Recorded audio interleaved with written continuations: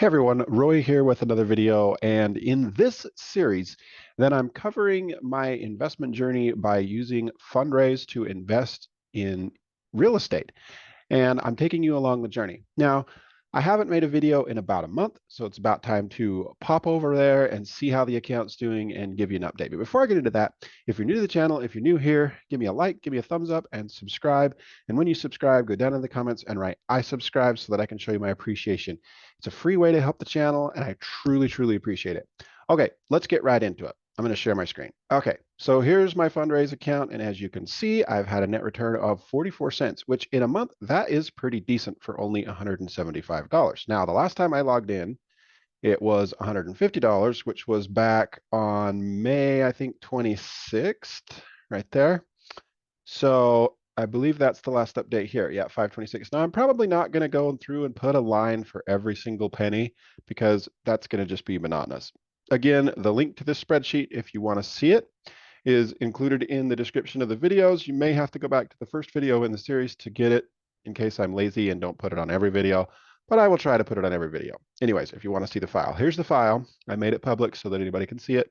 Literally, there's no personal information here. It's just a giant abacus, if you will, of tally of my money. So if we come over here, May 26th, then we had account value of $49.99.50, and I went ahead and dropped another $100 in there on June 2nd, and then also on June 7th, I put another 25, which is going to be, I think, the monthly investment because I'm taking a small portion of my proceeds from my online activities, and I'm putting them into an investment account, which I was putting them in a savings account, but that's a long story. What I'm doing now is putting them in here into Fundraise. So and you can see that my total net return is now 44 cents. And I noticed that this kind of goes up and down. There's a little something called appreciation, right? Which drops your value.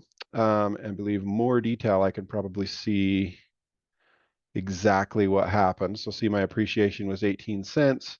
My total gross dividends was actually 63 cents, but it appreciated 18 cents, so it went down, which I'm not quite sure how that works. I might need to click on this and, you know, read about it, right? Look, they show you a little information thing and you can just go read it. But my total net return back to me that I could pull out if I wanted to is 44 cents, which is pretty darn good for only 1 month. Now, this is just something that I'm doing.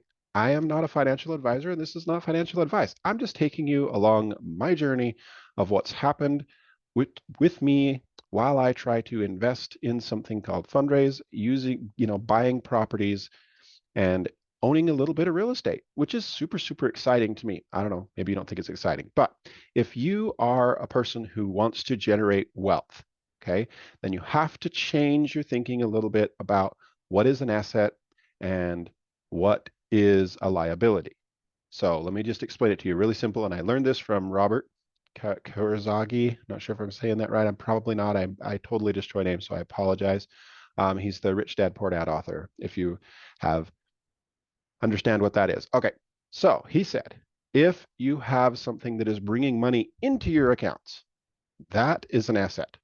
If you have something that is costing you money, that is a liability. See, everybody's mind, they thinks that when you own something, that it is automatically an asset, but that's not necessarily true. You own a house, it's costing you money every single month. It's not necessarily an asset in the terms of building wealth, it is a liability.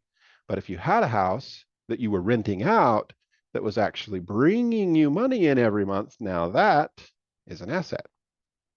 Or if you had a motorcycle that you were renting out or something that is bringing you money back to you, that's an asset. If it's costing you money, that's a liability. Your coffee's a liability, your food's a liability, your gas is a liability, your phone bill's a liability. And that kind of helps change your thinking to, okay, how can I get more things that are bringing money back to me instead of the other way around? That's the trick.